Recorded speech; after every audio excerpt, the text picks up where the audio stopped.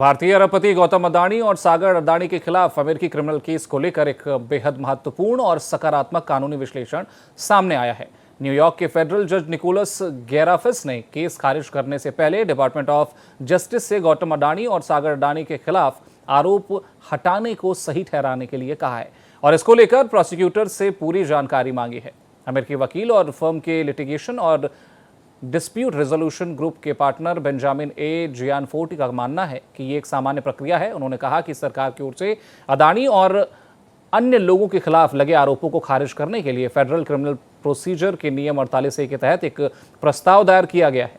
उन्होंने कहा कि नियम में बहुत कुछ नहीं कहा गया है, लेकिन इसमें यह कहा गया है कि सरकार कोर्ट की मंजूरी से आरोप पत्र को खारिज कर सकती है। इसलिए कोर्ट की मंजूरी वाली बात यहां अहम है, क्योंकि इसका मतलब यह है कि केस को खारिज करने के सरकार के तर्क की जांच करने में कोर्ट यानी जज गैराफिस और ईस्टर्न डिस्ट्रिक्ट ऑफ न्यूयॉर्क की कम से कम कुछ सीमित भूमिका तो है ही।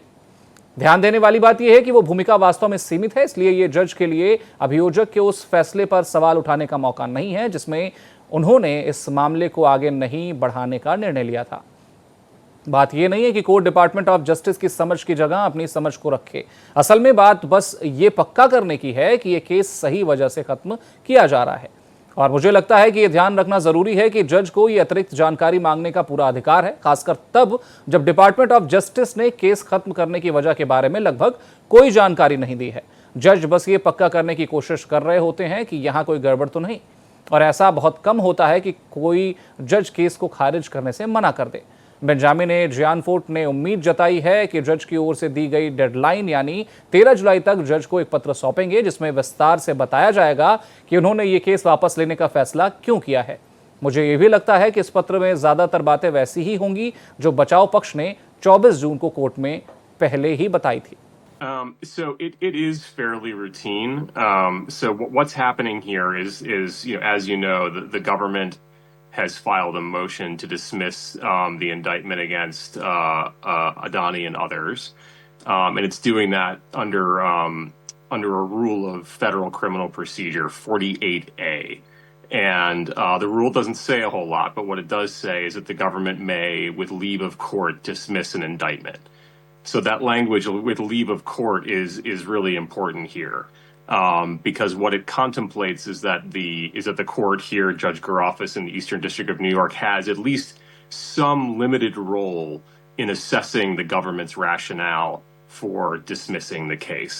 So what I would expect is, by July 13th, which is the deadline that the judge gave them, that they will put together some kind of letter to the judge that will explain in more detail the reasons why they've decided to drop this prosecution.